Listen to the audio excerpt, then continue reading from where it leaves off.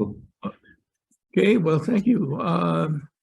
We're meeting today, this afternoon, Tuesday, October 25th, 2022 at 1:15 in conference room 229, and some people will be doing it virtually. Just to introduce members of the committee, we have Senator Pavella to my left, followed by Senator Gil Revere on my left as well. Two other members might come in to join us. Otherwise, they may end up being virtual as well. But to get it started, since we have the auditor ready to give his presentation, why don't you go ahead? Okay, thank you, Senator. Good afternoon. If it's okay with you folks, I'd like to share my screen. I have a short PowerPoint presentation. Is that okay with you folks? Yeah, I think we can see it. Okay, let me share my screen. And I discovered this function that I'm going to try to use where I get to see you guys and you guys get to see me as I share my screen. Let's see if it works. There I go. Can you guys see me? Yeah, we can. Okay. Anyway, thank you again for having me. I think this is a great opportunity for us to talk about our report, and I kind of wish that we would be able to do this every time that we issue an audit. So we issued this report, this audit report, earlier this year in June, and we reported about the department's shift relief factor, which is a tool the department and most other correctional facilities will use to determine their staffing needs.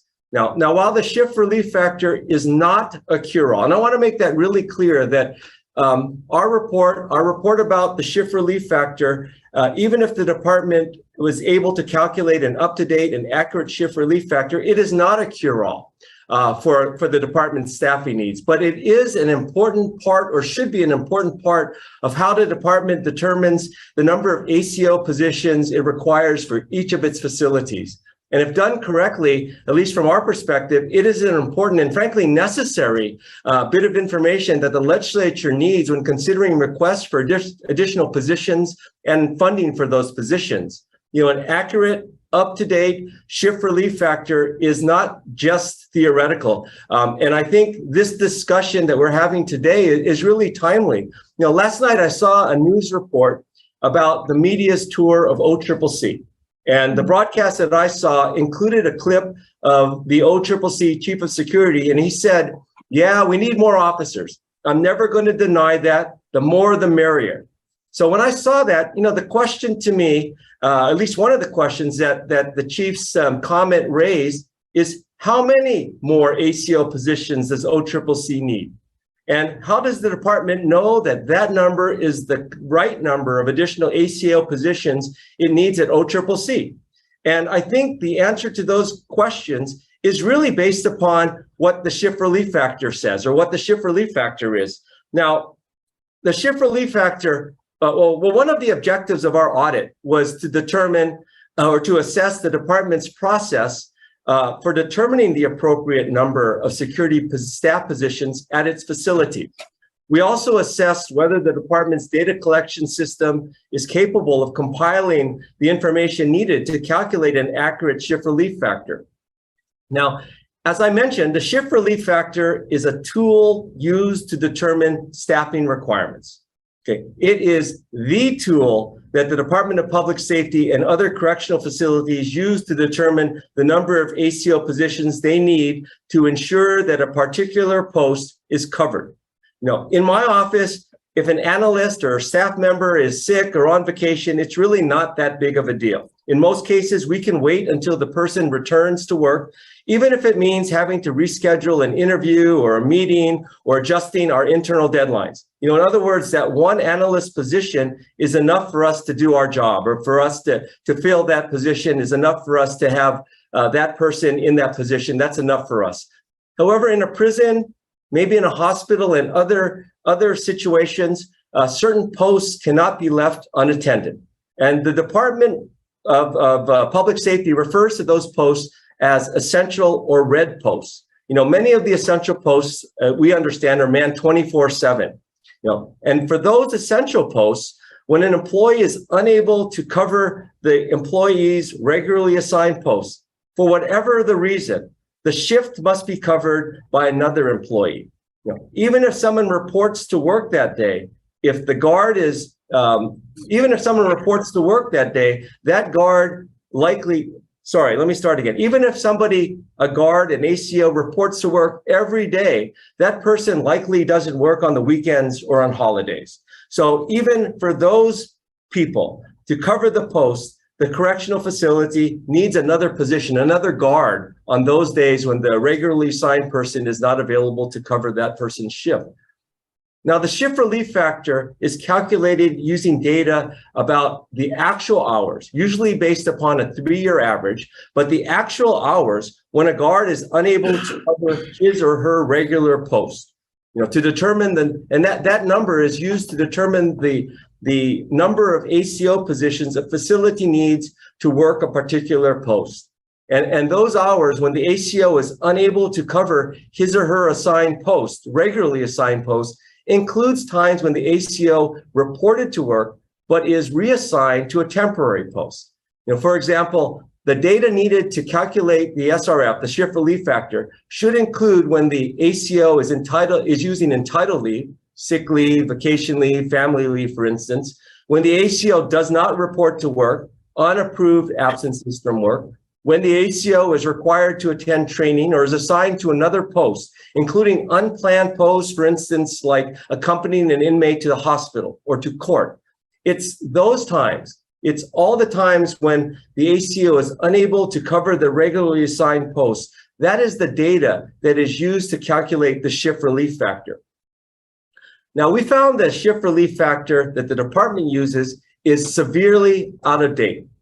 And without an up-to-date, accurate shift relief factor, our finding is the department does not know its staffing needs. Now, I want to make clear, we're not saying that the department or the wardens, they don't know where ACOs are needed in their respective facilities, or the number of ACOs that are needed to cover those posts in their respective facilities. This finding is that the department does not know the number of positions it needs to cover its security posts without resorting to other means, such as closing non-essential posts, reassigning those guards to the essential posts, reassigning security officers from other facilities, moving inmates to other facilities, using emergency hires, or using overtime to cover those posts. Now, the department's shift relief factor is 1.65. So what that means is that the department has calculated that it needs one full-time employee, one full-time ACO, and 0.65 FTE. In other words, another 0.65 of a full-time employee to cover their security posts, their 24/7, the essential posts that are manned 24/7. 1.65 is the current shift relief factor. So what that means is for a post that is covered 24 hours a day, in other words, 3 8-hour shifts, the shift relief factor for that post would be 4.95. 1.65 is for an 8-hour shift. That's the number of full-time ACL staff that is needed to cover that one post, the 1 8-hour post shift. And if that post is open or manned, staffed 24 hours a day, that would be 3 shifts. So 1.65 times the 3 8-hour shifts, the number of ACOs the department needs to man that post for the 24 hours, every hour of every day, is 4.95. So now we found the department shift relief factor of 1.65. It was calculated in 1970, over 50 years ago. Now, we don't know the data that was used to calculate the shift relief factor in 1970, but we do know that the data upon which the shift relief factor was calculated is old and it's outdated. Since 1970, there have been many new state and federal laws that have been enacted that impact security staff's availability to cover assigned posts. Those laws require, for instance, more training, The federal and the Hawaii State Family Leave Acts provide employees with up to 12 weeks of leave during a 12-month period for the birth or adoption of an employee's child, to care for a child, a spouse, or a parent, and because of serious health conditions that prevent the employee from working. So those two acts, Hawaii Family Leave Act, the Federal Family Leave Act, FMLA, they were enacted in 1991 and 1993, respectively, well after the 1970 calculation of the shift relief factor that right now the department uses. The Prison Rape Elimination Act of 2003 requires facilities to federal standards that likely require additional staff training. New collective bargaining agreements that have been agreed upon or enacted since 1970 have increased the amounts of vacation and sick leave that ACOs are entitled to. In 1970, employees or ACOs were entitled to 14 days of vacation leave and 12 days of sick leave. Today, it's 21 days of vacation leave and 21 days of sick leave. So 50 years later, notwithstanding all of those additional statutory requirements, as well as collective bargaining requirements that allow ACOs to have additional time off, approved and allowed time off from being able to cover their regularly assigned post, over 50 years later, the department still uses a shift relief factor of 1.65. Now, one of the consequences of an outdated, inaccurate shift relief factor is excessive overtime. In fact, the National Institute of Corrections, which is a federal agency mandated to provide specialized services to correctional institutions across the country, has said excessive use of overtime likely means the shift relief factor is inaccurate. So from the chart that is next to me, you can see that overtime has increased over the 4 fiscal years that we're showing, both the number of hours as well as the cost to the state. So in fiscal year 2019, the department incurred over 474,000 hours of overtime. With enough security staff, without enough security staff, facilities were forced to close both non-essential and essential inmate programs, such as drug treatment, recreation. The Oahu Correctional Facility, or OCCC, closed 1,535 posts in fiscal year 2019, and that translates to 51 posts every day. The additional effects, it's a domino thing from my perspective. The additional effects of an inaccurate shift relief factor, you have tired, stressed out staff, you have low morale, you have safety issues that are caused by tired staff, you have excessive leave use, which really just kind of is kind of a snowball effect in terms of your ability, or the department's ability, to retain staff, to recruit staff, to keep morale up, and to have people come to work when they're assigned to come to work.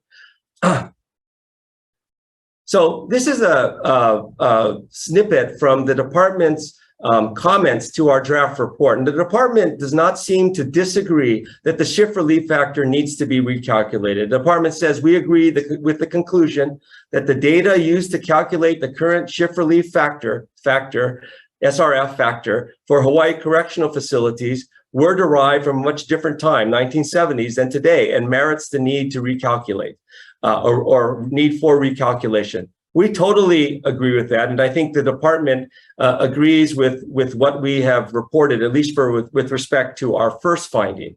Now, our second finding was that the department needs to establish a way to consistently collect accurate, up-to-date data about those times when the security staff are unable to cover their regularly assigned posts. The department had not developed policies and procedures to ensure that the data was collected accurately and consistently. Each facility was manually inputting certain data, each doing it differently, and some not even doing it. Now, to us and for the department, data is key. Without data, the department is simply guessing about the number of security positions it needs in each of its facilities. And more importantly, without data, the department's requests to the legislature to increase its shift relief factor for new and additional staff positions, it's been unsuccessful.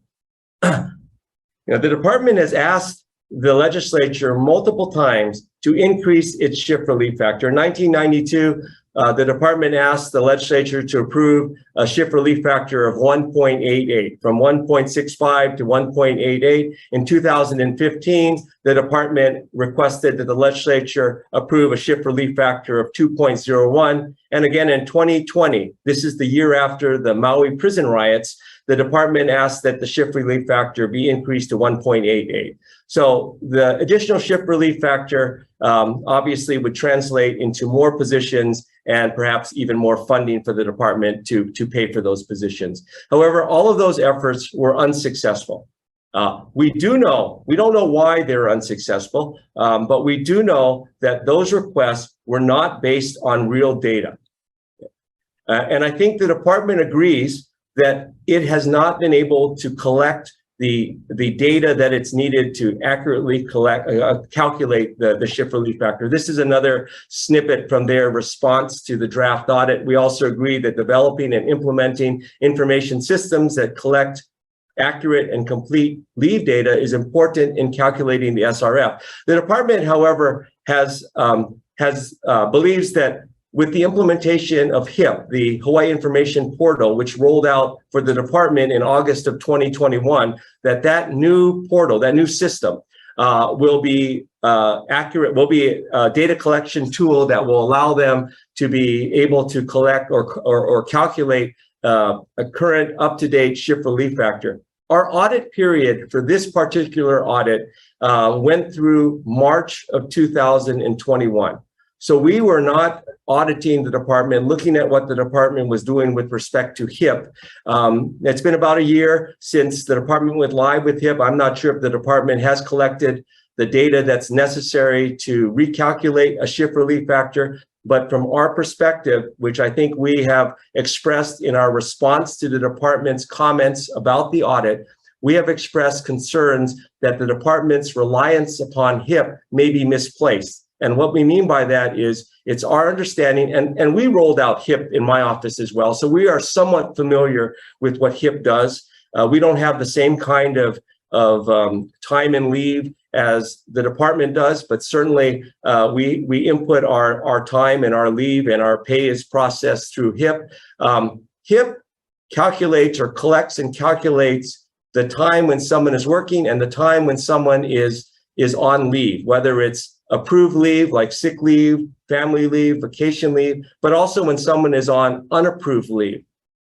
It does not, at least from our perspective, we are not aware that HIP will calculate or collect data when an employee or a correction officer is not able to work their regularly assigned posts. So for instance, when they're off doing training, or when they're reassigned to a temporary post, for instance, to take somebody to the hospital or to take an inmate to court. We're not aware that HIP collects that data.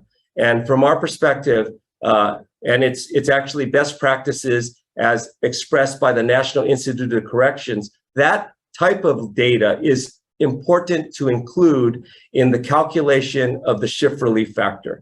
It's the time or the hours, according to the National Institute of Corrections, the hours when security guards are unable to cover their regularly assigned posts.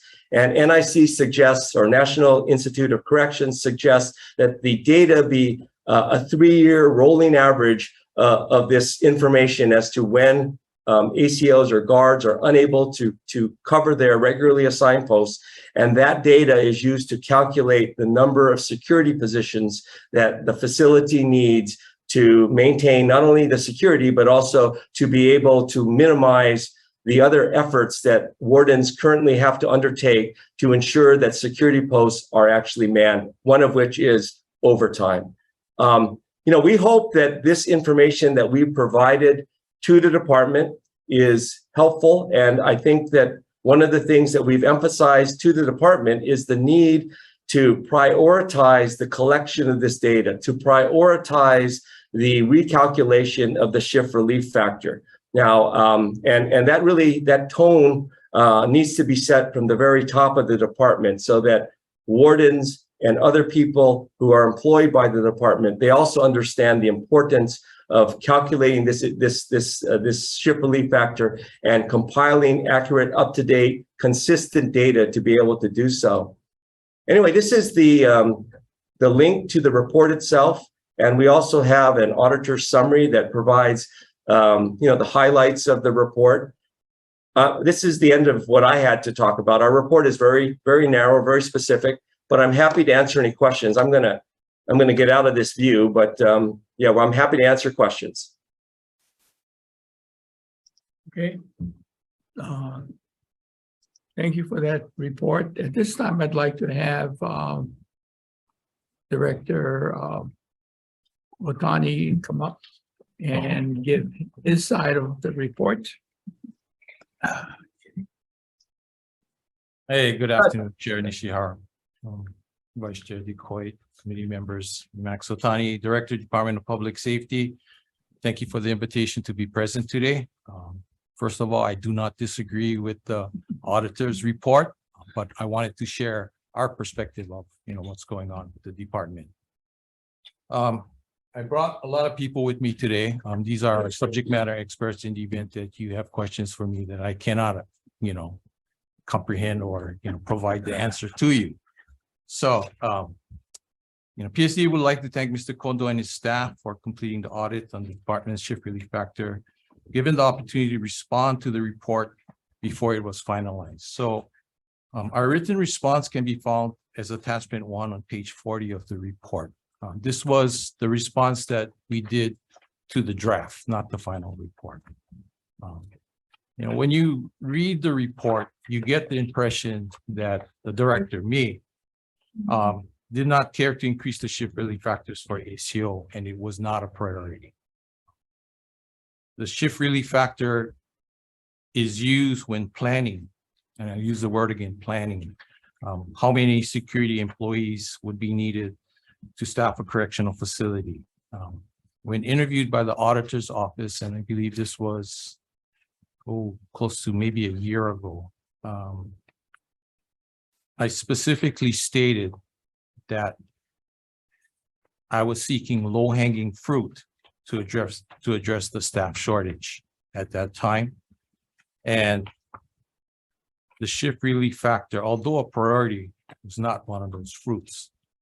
So we were experiencing crisis level staff shortages at that time. We were really pushing to fill those vacant positions, which we thought would be key to address the staffing shortage. We also were experiencing a very high attrition rate because our ACOs, according to a survey done by DHERD, they're eligible for retirement, and a lot of them were retiring. And to top it off, we were in the middle of the COVID pandemic at that time. So, we're in very bad shape, staffing wise, and being short of staff. At that time, the increase in the shift relief factor would be a long-term effect. So as the auditor said, possible 3-year study, we come to the legislature to get approval. If you approve the additional positions, we establish the positions, we recruit for the positions, we hire for the positions, and we train for the positions. So we're looking possibly maybe 4 years plus before we actually see, results. But then again, it's a good long-term goal that we need to strive for. Given the fact of our vacancy rates at that time, or even now, senators are going to be very honest with you. I seriously doubt if you would fund additional positions. If we came to you for 200 positions and we had 300 vacancies, it's highly unlikely you will entertain that enhancement of staff. So that's the position that we were in. So, what we did was we really pressed the need to fill vacant positions, which I think, we've done our best. We started to address other issues like attendance and workman comp issues. Hopefully the message gets out that, we're serious, come to work. If you're hurt, you're hurt, but if you're not, come back to work. And, addressing other working condition issues, just in the short term that I was director, I think we replaced 4 major air conditioning units at our facilities. And I've been to those facilities when the ACs weren't working, and I wouldn't want to come to work too. So, it seems simple, but these things really help with the staffing shortage in my point of view. Some of the issues that we are not in agreement with the report is the use of the Kamakani report to track data. As the auditor said, this is well, he didn't say, but this is an internal working document that the department developed maybe 20 years ago, I think, to track program outcomes. And, it's self-reported. The other issue was the actual leave versus the entitled leave. 21 days vacation, 21 days vacation. We have staff that are not at work more than that. Bargaining unit contracts allow 15 days of unauthorized leave. So you could exhaust your vacation, and then, there's graduated sanctions for not coming to work on unauthorized leave up to 15 times. So it would greatly inflate the numbers on the shift relief factor study.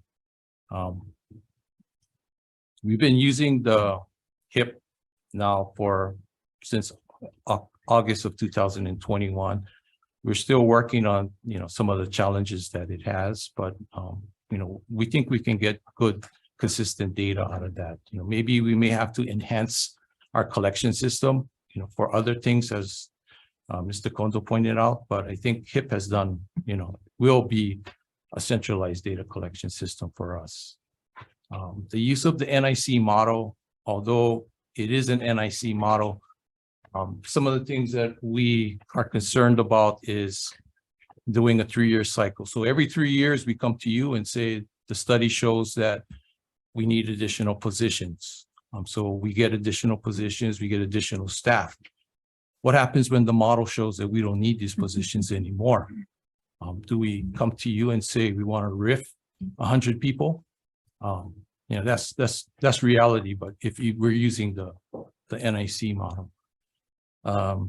Last thing is, with the vacancies, auditor's office believes that there's a way that we could calculate the shift relief factor with the vacancies. But, we were averaging about 300 vacancies at one time, and we had to fill those positions with overtime and extra bodies. And, I believe that it would seriously inflate the outcome of the study if we, did proceed with the study with this amount of vacancies. In closing, I'd just like to read this. Our wardens and watch commanders have a very difficult job in balancing the safety and security of the facilities with the number of staff that will show up at any given shift. This balancing act not only requires that the services will not be provided, but also what services and additional posts would be needed to be created at that shift. So, for example, hospital duty. We don't plan that somebody's going to get hurt and need to go to hospital, but we have to take them to the hospital. So we take somebody off. We create a post for that. Suicide watch. We hope nobody's on suicide watch, but they do go on suicide watch, and we have to spend additional manpower to create that post. This task is required 3 times a day on a daily basis, and wardens and watch commanders go through that every day, 3 times a day. So, I thank you for this opportunity to testify, and we all these people here are available for any questions that you may have. Thank you. Well, thank you, Director. That was short and sweet, but thank you. I'd also like to, at this time, to introduce the members of the committee who came in before we started. We have Senator Ross Baker, who's going to join me, being retired shortly. And we have my vice chair. We have this Decoit, and she'll hopefully, maybe she might want to pick up the job after I leave. But yeah, I think at this time, members want to ask a question. Starting with. Oh, okay, go ahead. Aloha. Hi. So I'm not familiar with the certain numbers, but how many positions are we talking about, and what's the level of vacancy at this time. And we're talking, I guess specifically, we're talking about the ACOs, right? Yes. And not necessarily the other staffing. This is the harder one to fill.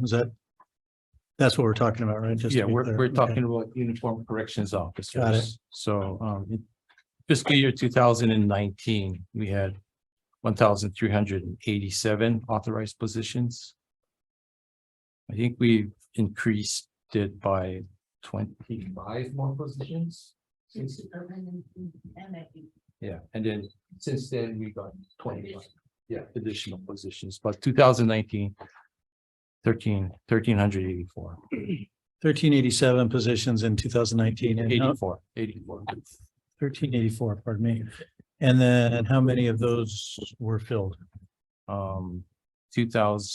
fiscal year 2019, it showed 131 vacancies. 131 vacancies. Okay. Have you ever been over, you mentioned something just now with the NIC that if you're using a 3-year rolling average, if suddenly you had too many people, what would we do? Has that ever been an issue? Have Well, you we ever had haven't- more guards than needed. We're not using the NIC model at this time. You know, we're still using the shift relief factor that was developed when I was in grade school. Right. But yeah, so we haven't experienced that problem. So what would you be recommended? And I saw that there was some recommended SRFs in 92 and 2015, 2020. What is the current number that you guys are using kind of internally? We're still using the 1.65. Okay. Because that's what was on the books. You know, we will take the auditor's advice and go back and, try to develop, a little bit clear numbers. So come back to the ledge to say that we need additional positions. But we really need to reduce the vacancies, I think, to make it more realistic that we need additional positions. So if you were to, money weren't a concern, you could wave your magic wand, how many authorized positions would you want to have? Would it be up to 1,500 or where would the number be? And isn't that the purpose of the shift relief factor, Right. to try to come to a ideal number? Yeah, so if let's say we did the 2.0, which was the highest of the 3 years that was recommended, we would probably add a couple hundred more ACOs to our facilities. Right. And then, of course, the problem is how do you fill those positions? Yes. But I'm just trying to get it because they're two different questions, Right. right? So, the shift relief factor is part of the staff shortage.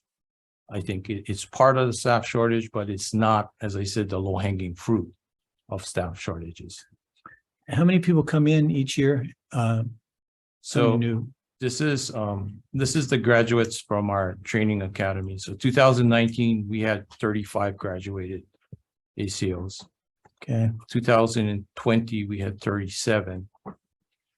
We upped our game the last 2 years. We had 80 in 2021. And this year, it looks like we're going to end with 73.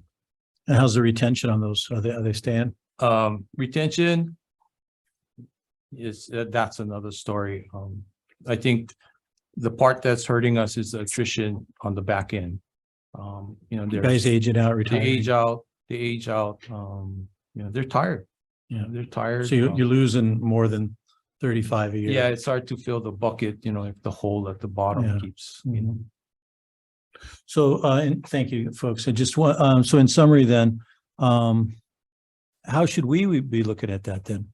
Because I'm trying to get a gauge on, the plan. Yeah. What's the So, plan? I think basically what we would ask the legislators to do is, don't delete our positions.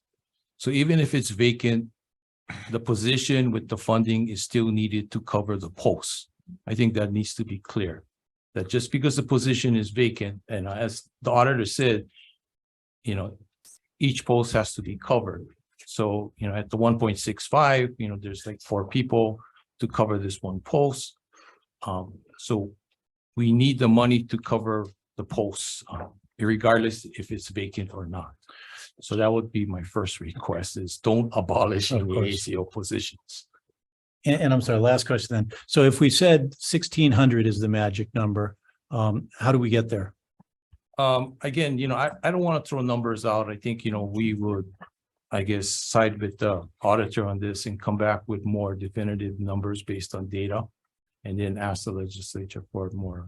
Would we have to bring people in from the mainland maybe, It's or not- is there I don't enough think it- local I don't- people to, I don't think it's Fill it. necessary. I mean, we got staff here that, can, that would take the positions? yeah, well. Filling the positions is another problem. Well, that's what I mean. Yeah, How do you so fill them? we're trying various means to get the positions filled by going to job fairs, hitting schools. I was just talking to Shelley Harrington, our, DHRO, that they're doing all these job fairs, to reach out to people. I have to be honest that the pandemic was good for us. People were looking for stable jobs. If the economy gets a little bit bad, people tend to look for better jobs. So, but right now, people are not willing to work, it seems like, and there's vacancies all over. And Yeah. working in a prison, is not the most glamorous job out there. Thank you. Sure. Senator Baker? Just curious, how does our recruitment difficulties measure to other places? I think- Are there some things that we can learn from other jurisdictions that may have had a similar problem and figured out how to be more attractive, to make the position more appealing to either people coming out of college or people coming out of high school or whatever? Yeah, I think, staff shortage in correctional facilities, especially ACOs, is a nationwide thing. We talk to our partners, on the mainland, and they're experiencing the same problems that we do. Some states have, and I'm just throwing this out, I'm not making a recommendation, although it's good ideas, but a lot of these things are beyond me and may have to come to the legislature, but there's like signing bonuses, they've given signing bonuses, it's, incentives built in. There's workshops dealing with the new generation, and they think differently, what's important to them. So there's different ways to attract them. But yeah, I think staff shortages is a problem throughout the country right now. Is there any way that using technology in a different way in our facilities would make a difference in terms of the number of people that would be needed? If we had better facilities, newer facilities that could support that, I would say yes. I'll give you an example. During the pandemic, we had difficulty getting people to court. So, we decided that would be best if we pursue video conferencing with the court. Our system wasn't, compatible with the court, so we had to start from scratch. So you realize after a while that the infrastructure cannot support the new equipment that we have. So, providing a simple tablet for them to have linkage with the court would seem easy enough, but it's been costing us a lot of money because we have to, basically rewire a lot of things within the facility. And, concrete walls are not good for Wi-Fi. So, we actually have to lay cable in there to get things done. So are there different challenges at what we might, us lay people might consider a jail as opposed to a prison where you've got more long-term inmates to deal with? Yes, the jail is very fluid, and there's a lot of movement with the jails. They have rights to go to court, act with the attorneys and all that. So is are the staff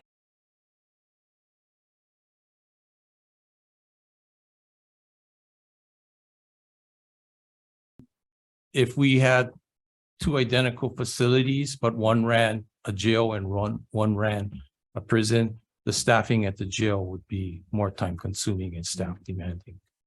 There's that in and out that goes on daily. OCCC may have anywhere from 12 to 36 people coming in each day. Halava does not get that. So there's that in and out. And when you do intakes, there's a lot of work that goes involved. So is there a difference between the facilities that you have on the neighbor islands as opposed to the ones on Oahu? in terms of the issues and the concerns and, I think staffing is an issue all the way around. You know, it's a Okay. universal issue throughout the facility. Aged facilities, you know, is another one. Overcrowding. We utilize Arizona, our contract beds in Arizona. So the prisons are not overcrowded, but the jails, every jail in the state is overcrowded at this time. so what's the answer? Give us the money to build a new jail, one jail, and then we replicate that on each island. You know, I think with, you know, just the simple story with the air conditioning, if we provide staff, you know, with a decent place, a place that they're proud to work, I think it may go a long way, you know, with morale and hopefully with attendance and, you know, the professionalism that comes with, that's required from the job. One final question from me. How do the facilities that are gender specific differ from one another? The women's facility as opposed to the men's facility? Staffing, you know, areas that you're having to deal with and be concerned about? So right off the top, gender specific facilities have more gender specific staffing because, you know, that's off the top. So recently we've been pretty successful in the graduates. We've had a lot of females that were graduating. So I think Friday we had, you know, we had a graduation, and I think, you know, WCCC would be getting four new female ACOs. Okay. So, and this is out of a class of 13, you know, so. So that- is retention more difficult for the men's prison? And is it for the women's prison or no? I think, the men's prison, we've seen a lot that graduated, started work, and then said, you know what, this is not for me. Mhm. And so, you know, after 2 to 3 months, they decide to quit. You know, it's the women's prison have different challenges. But we're also building at the women's facility, and the plan is to move all women on Oahu to WCCC, hopefully by next year sometime.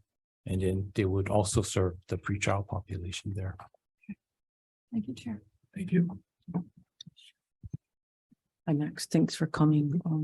So I guess my question is, when you guys look at a facility and you guys say, what is the ratio of an ACO to inmates? I guess it's not so much the ratio, but it's the post that's required to be filled at the facility. So, you know, there's various posts within the facility that needs to be filled. As the auditor said, you know, we have red posts, which is the essential post that is mandatory to be filled. And then we have the black post, which is not essential. Those usually get shut down before any red posts, you know, when we have severe staff shortages. So if you take the example, say MCCC, and we did a tour for MCCC, I think it was like maybe four ACOs, one in Tower, with about 30 something inmates and one broken switchboard.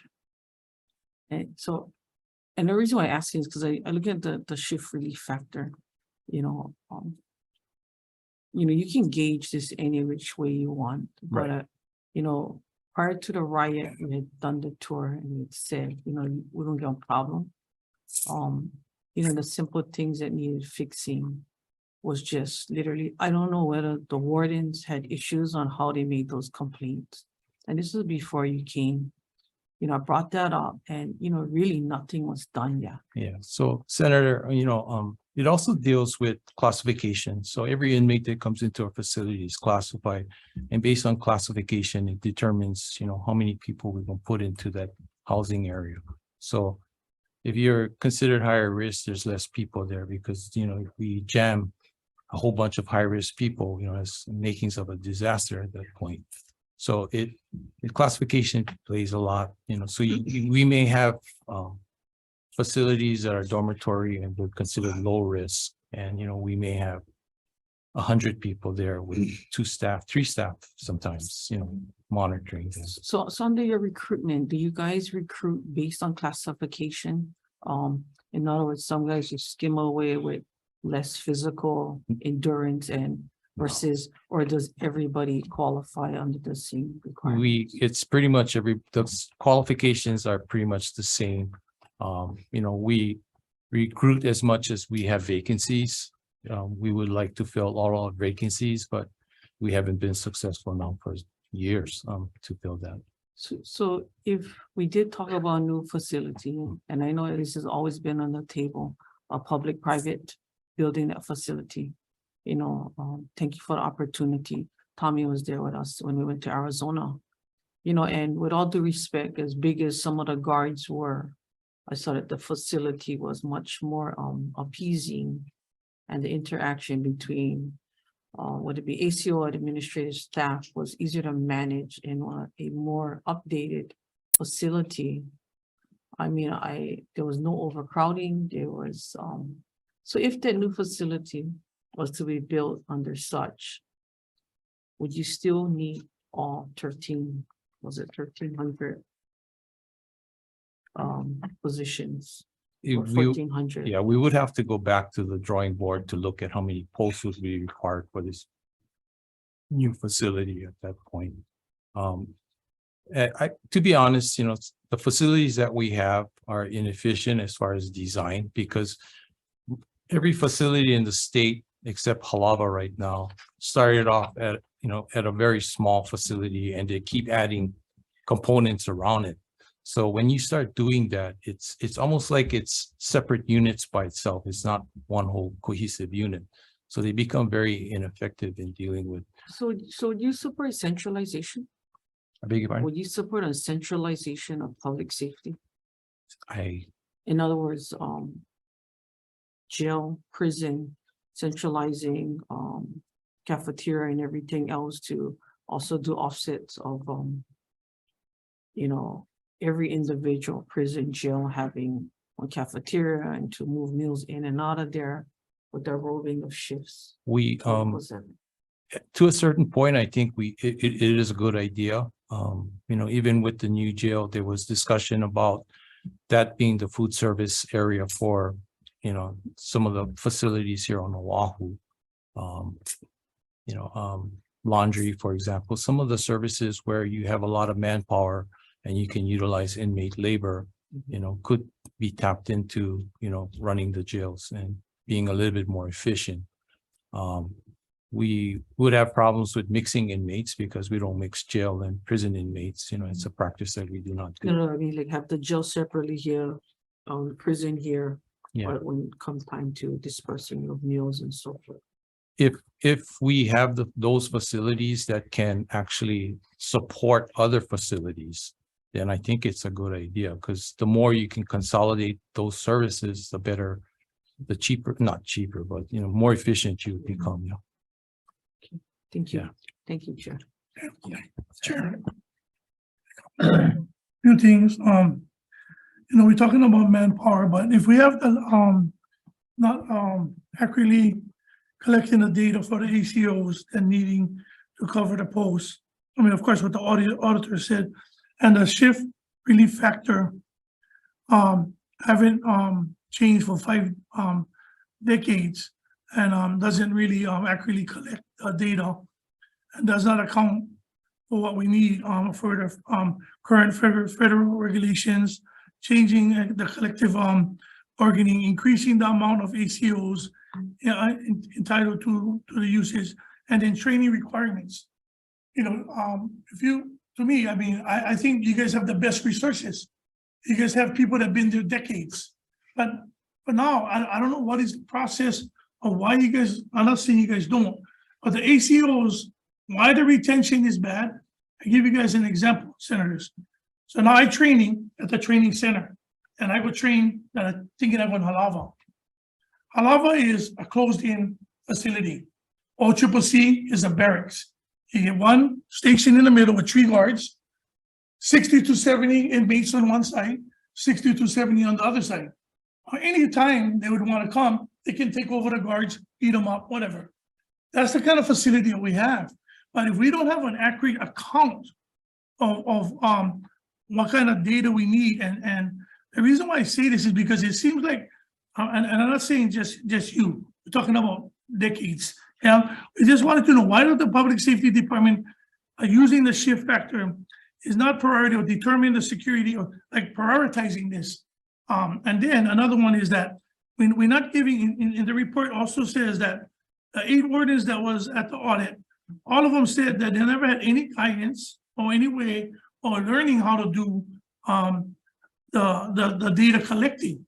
So again, we understand, and like I said, it's not only your Kuleana, this is previous past, and how are we gonna come as legislators? Like how Senator said, we have a magic wand.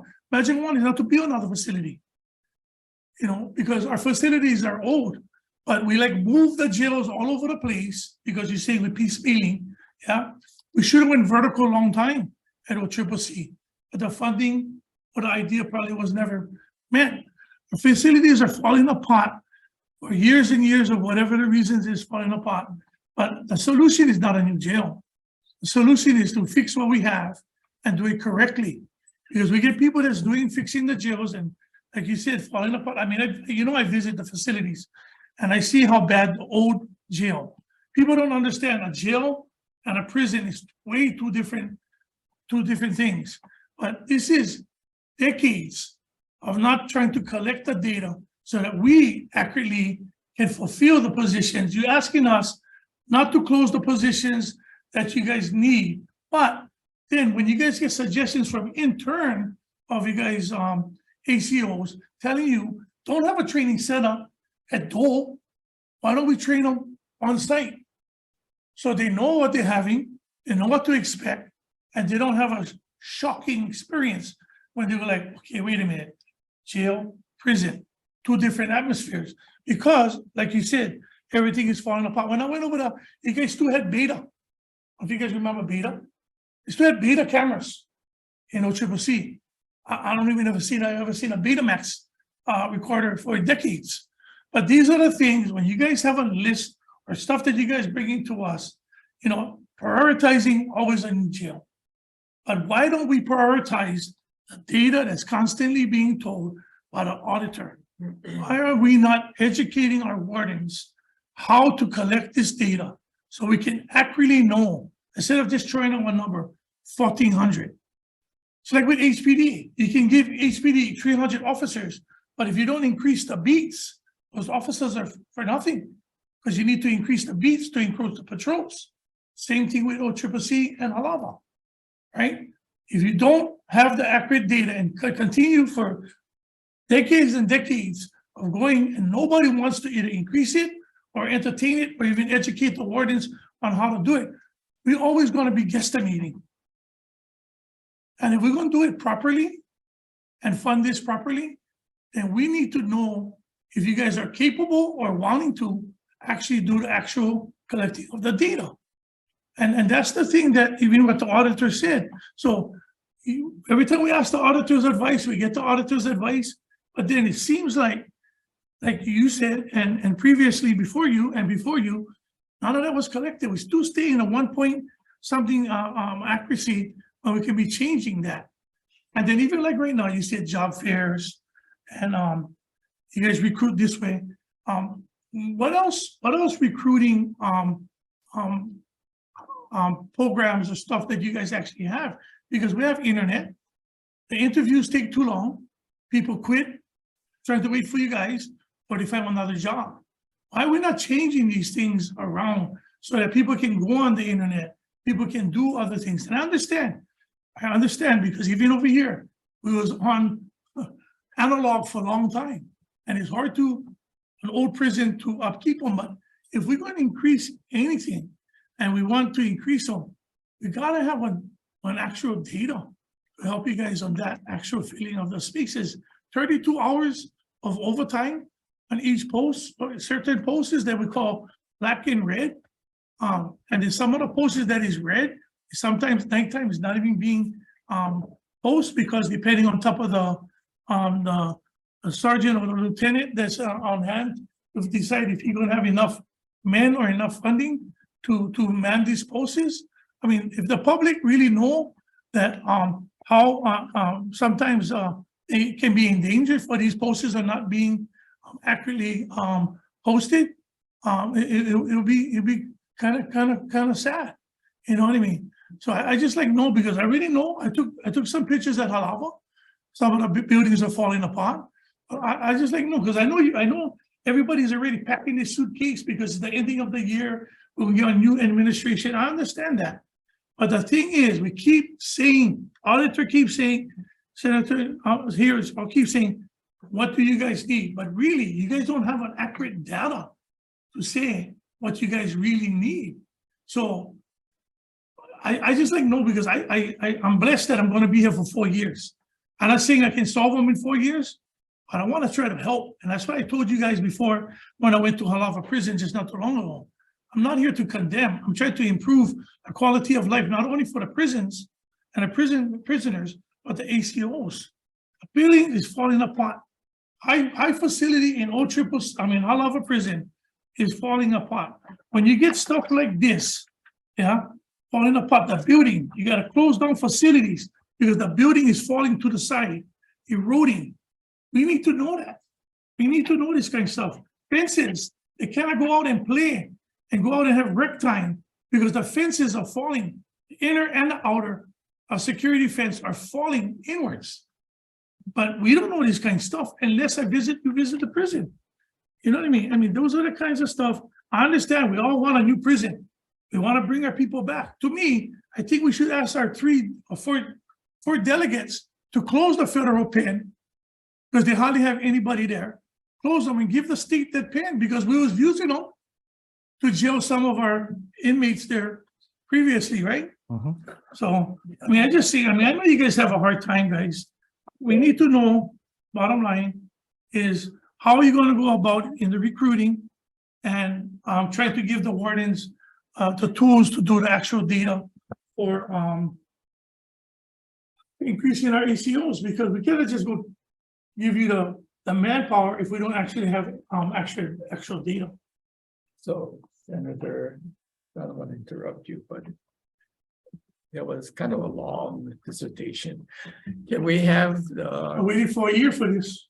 well, Okay, let me just say, I didn't give the number, how many ACOs we need, because we don't know. You know, we've been heed to the auditor's advice, and I'm not scapegoating this, but data collection has to be done.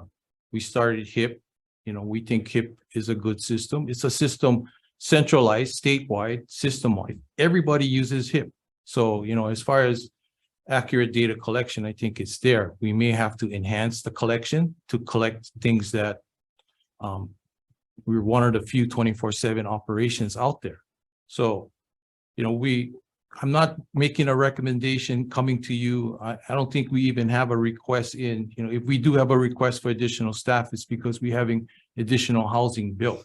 So we need additional staff to cover that, but it's still based on the 1.65.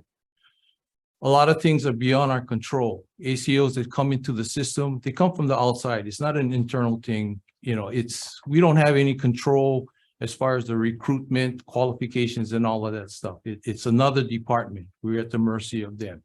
So it takes a while. You know, it's not uncommon to be waiting 6 months to get into the academy. But we run multiple classes a year. Sometimes, you know, we even add evening and night classes to fulfill the vacancies, and especially when we had COVID and we had limited number of people. Senator, you know, we put in our CIP request every year.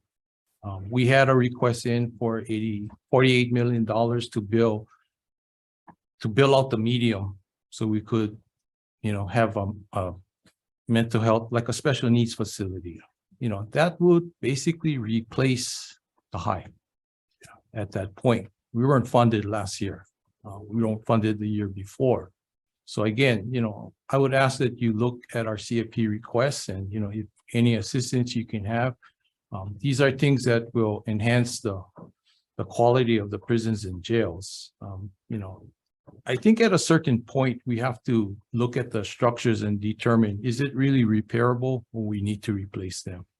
You know, you've been to the high.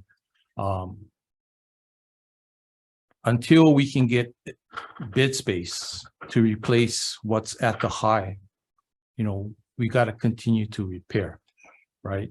So, that's my position, is that I don't want to eliminate bed space here in Hawaii if we don't have a replacement coming on board. So, as far as packing up suitcases and leaving, I plan to be here till the end, and working every day trying to get this pushed through. Some of this stuff, I'm not going to be involved in coming before this committee to ask for, what we want or things that we need. But we're trying our best right now to prepare the next administration with the package to come before you. So I would ask for your support, review our budget requests, and I ask for your support. Members, any other questions?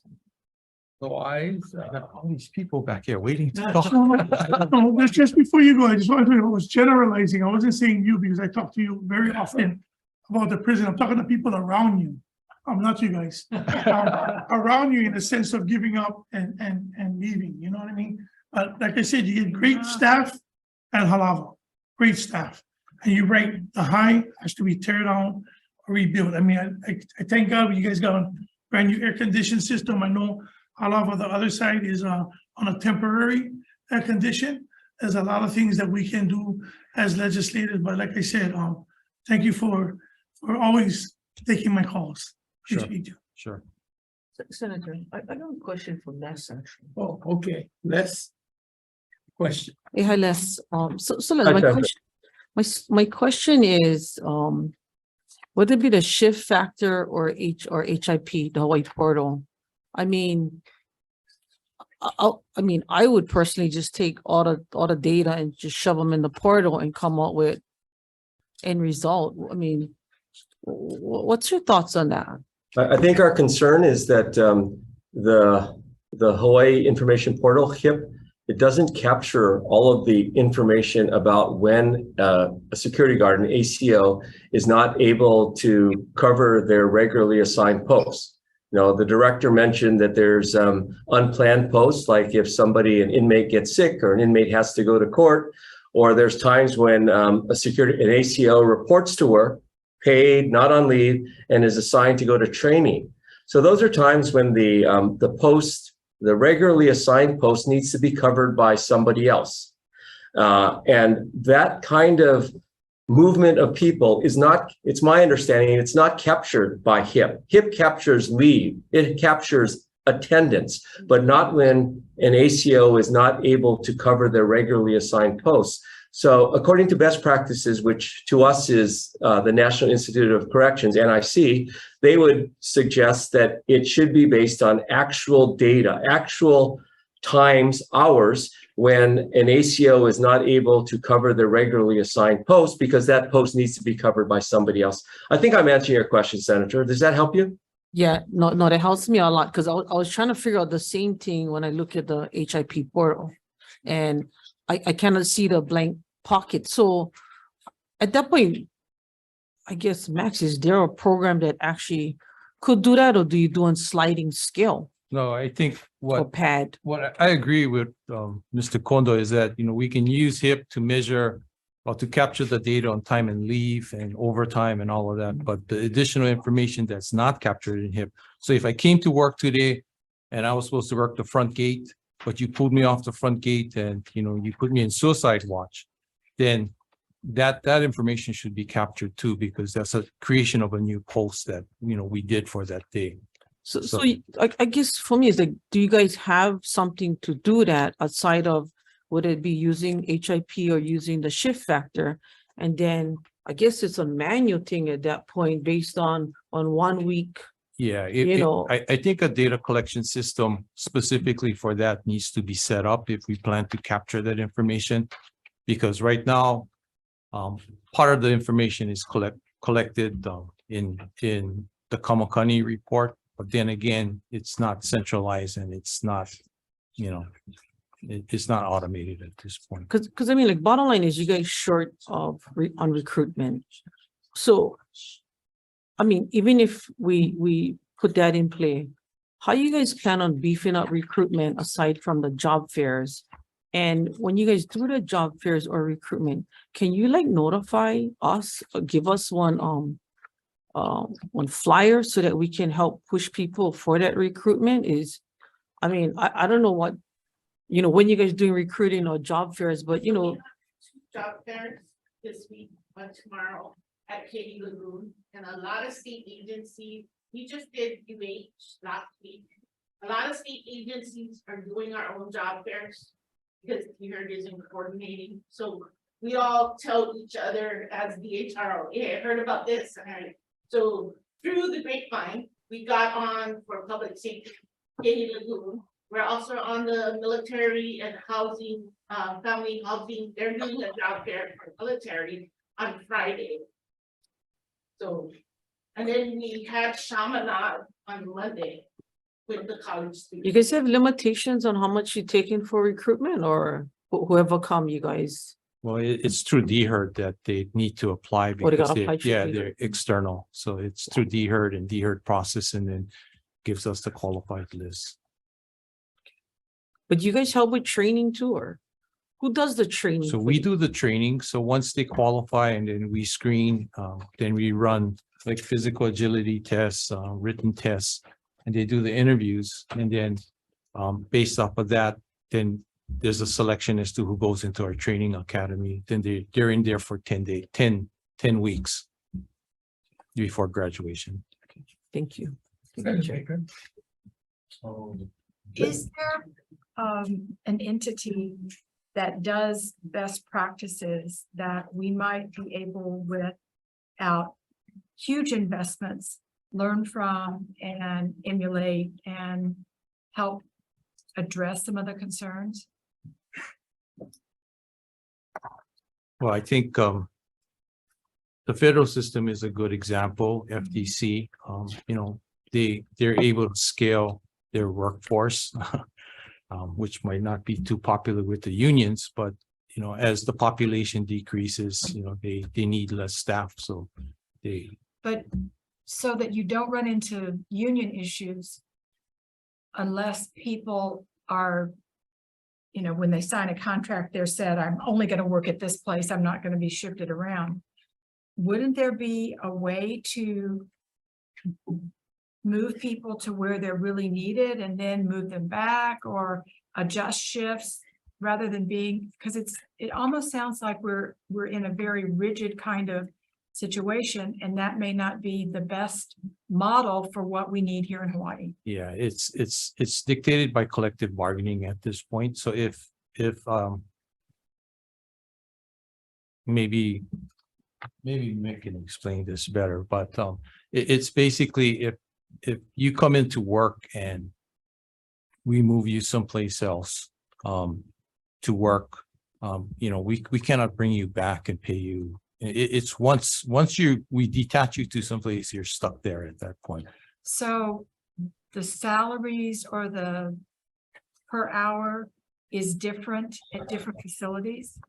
They all get paid the same. They start off and then, advancement like regular civil service, they get pay increases. So why would it make a difference if they move to another facility for a couple of weeks where there was a need and then they move back? We cannot move them to another facility because Why don't you try to set something up in either your collective bargaining or come to the legislature and ask for some different rules? I mean, it sounds like you guys are stuck in 1930 and we're in 2022. it's the collective bargaining agreement that No, I'm sorry. I've been involved in collective bargaining situations and with those for a very long time. And if that's your attitude, that you cannot do it because we're stuck with collective bargaining, you're never going to make any progress. You got to go and work with people to figure out what's going to be best ultimately for your employees, but as well as making sure that the place is safe and that the inmates are safe. during the pandemic when the collective bargaining consultation was off the table, we had that ability to move people, and we did move people from facility to facility when needed, and it made a difference in providing post coverage. But to me, it would make a difference for your employees, for your staff. I mean, there seems to me to be some gaps in logic, but I just wanted to raise some of those issues because I think it doesn't, at least from where I'm sitting now, it doesn't seem like they're being taken into consideration. Senator, could I add a little different perspective? Sure. Well, ask the chair. Chair, could I add a little different perspective? Would that be okay? Yeah, go ahead. Okay, first of all, in response to the senator's initial question, I think we believe in terms of how to calculate the shift relief factor, the National Institute of Corrections, NIC, is best practices. And NIC actually publishes manuals that direct or provide guidance in how to calculate that. I know Mr. Otani, Director Otani and his staff, they have a really tough job. And I don't envy the job that they're in, but I think there's some questions that you folks were asking that are really good questions that I think perhaps there could be some clarity that could be provided to that. And I want to offer my perspective. Like, for instance, NIC would suggest that every facility have their own individual shift relief factor calculated. Because I think, as the senators were suggesting, Mr. Otani was agreeing, I think the facilities are different composition of inmates. And I give you the easy example to me is the minimum security facility on the Big Island, Kulani, versus OCCC, for instance. And we published the vacancy rates on page, sorry, I can't see nowadays, 13 of our report. And I think Mr. Otani was, the numbers that he was providing are the same numbers that we reported in terms of the totals. But if you look by facility, for instance, Kulani had 2 vacancies out of 55 authorized positions, whereas OCCC had 42 out of 412. So I think that in terms of movement, like the senator was just suggesting, if every facility had their own shift relief factor and that dictated the number of security positions at every facility, perhaps movement of security officers may not be as necessary. I think the other suggestion that I want to offer the committee is I mentioned this at the very beginning of my presentation. The shift relief factor is just one small factor in a bigger picture, and the bigger picture is staffing analysis.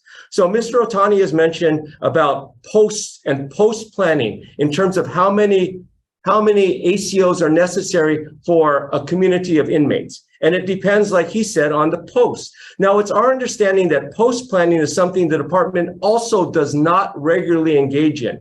And the post planning is important because that's where you're going to have the ACOs that are stationed. That's going to be where they're going to be, whether it's the watchtower or some other location. And as technology changes, as the inmate population changes, perhaps the post in a facility will also change. You don't need as many guards because you can push a button to open cell doors, et cetera.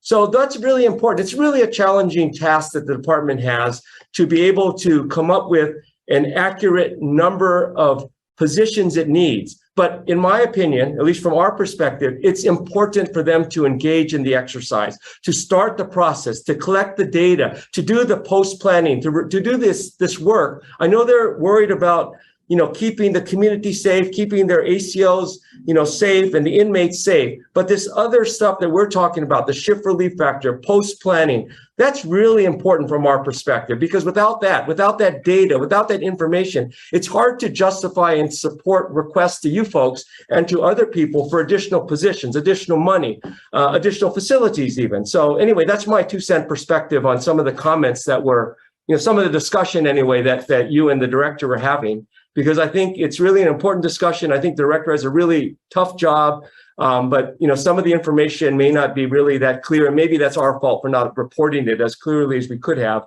so that you folks would understand the challenges the department has, but also our perspective about the need to do some of this work to be able to calculate an accurate, up-to-date, consistent SRF. Anyway, thank you. Thank you, Mr. Kondo. I have a question though, Max. You said that because of the COVID situation, you guys were able to move people without regard to what was probably what the union contract says. Am I correct? Yeah, there was a suspension in HRS. What was it, Tom? There was a suspension of the collective bargaining agreements in the HRS. executive order. Yeah. That allowed us, because they would do that, we just notified the union as a, Courtesy. as a courtesy, that we were temporarily moving staff to Hawai'i OCCC to augment the staff that were out. With that, since that's done now, in order for us to do that, it would have to be done at the state level to change as a negotiating package with DHER to negotiate with the unions for what you're saying. So, Which is a good idea.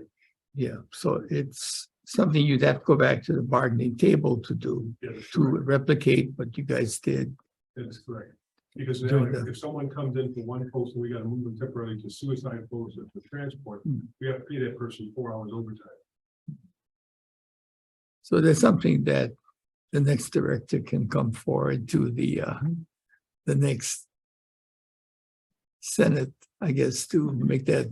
Could be Argument. entertained, yes. I don't want to speak for the next person, but yes, it's something that should be looked into. Because it was beneficial for the department when we were able to do it.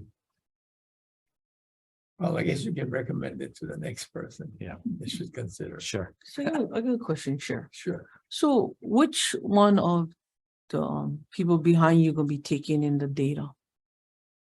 Well, we have, we would have to set up a data collection system based on, the recommendation by the auditor's office, but we have Dr. George King, who's back there. He's our statistician and, George is a whiz with numbers and collecting data. But So you get any numbers that you collected so far? we don't have numbers on those so far, other than what was collected Payroll in numbers and. well, we have like overtime numbers, sick leave numbers, those types of things, but the specific details that the auditors were recommending that we collect, we probably have it in Kamakani, but it's not, again, done systematically and it's self-report. So we would probably have to look into, a data collection system, I think, at that point. So Les, who else uses the NIC across the US? Well, it's our understanding, and I think we reported it there. I don't remember the number off the top of my head, Senator, but there's a number of correctional facilities that follow the NIC guidance. Is that your question? Yeah, because I'm just looking for somebody that could probably help them. I think we spoke with people who work for the National Institute of Corrections, and we got information directly from that group. I don't know if the department has contacts within that group or not. I don't recall us having that discussion with the department, but certainly they were helpful to us in terms of answering our questions. And like I mentioned, they do have a number of different types of publications, including manuals in terms of how you do certain functions, including calculating the ship relief factor. Thank you. Senator, I think if we were to look at other states, I think we would have to look for similarities. One Yeah. is that we're a unified state, so, we run prisons and jails, and, we're a union state. So we would have to look for those two characteristics, find a union state that run prisons and jails and Yeah, figure, And then, try to make you know, it something easier. Yeah. We did look at other jurisdictions that were unified jurisdictions around the country. We looked at 5 jurisdictions. Not all of those jurisdictions used the NIC model because it wasn't feasible for them to do it every 3 years. And some did. So the 5 jurisdictions we looked at, I think 3 of them did not use the NIC model because of all these other salient factors. But I think the director is correct. We do need to figure out a data collection system because down to the detail that the auditor mentioned would be on the individual assignment sheets at the facility that's filled out at the time the person comes on duty and or sometime during the shift when they move from one position to another. So we would have to figure that data collection out. So, Are you digitized in any way? I mean, is it all paper and pencil? Are you using computers? it's manual. Manual. That particular portion is manual, but the hit is for the time and attendance, but it doesn't cover the things that auditor mentioned down to that detail. We are moving somebody to a created post for that day and for that couple hours you need in there. I don't know how you do that. So tell me, like the other 2 that didn't use NIC, was that something you think would be suitable? I just try to find something that'll make it easy because I can see the resistance. I think in they all collecting the initially did data. use some form of the NIC shift relief factor, but as time went on, they just got away from it and they figured out what their needs were in a different formula, and that's what they used. There were the 5 states we recognized was Connecticut, Delaware, Vermont, Alaska, and Rhode Island. So they had the 2 characteristics, unified and All the unionized. eastern states. They're small. Yeah. Senator, can I offer another comment, please? Would that be okay, Chair? Yes, go With ahead. all due respect to the department, and I totally understand and agree that they need to develop a collection system, some way that they can collect the data that's necessary. But with all due respect to this discussion and the director and his group, the most important piece of this equation is they need commitment. It needs to be a priority from the very top of the chain so that this information is actually compiled, collected, and done consistently. If that information is not conveyed down, then you get what you get right now. And, the director talked about Kamakani. We talked about Kamakani. It wasn't designed or created for this specific purpose, but it was being used partly for this purpose. But as we went through and talked to the different wardens, they had no instruction. Some of them weren't using it. Some of the data, as we collected the data, was done inconsistently.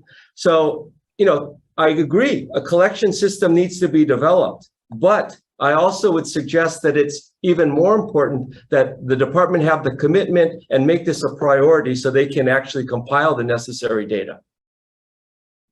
Thank you. That commitment from the top.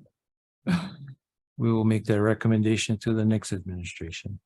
Okay. I don't disagree with, Mr. Kondo. I'm not here to argue with him. He makes very good points. It's just, department prioritizing what is, we need to address today, tomorrow, next year, 5 years from now. And again, the shift relief factor is a long range goal.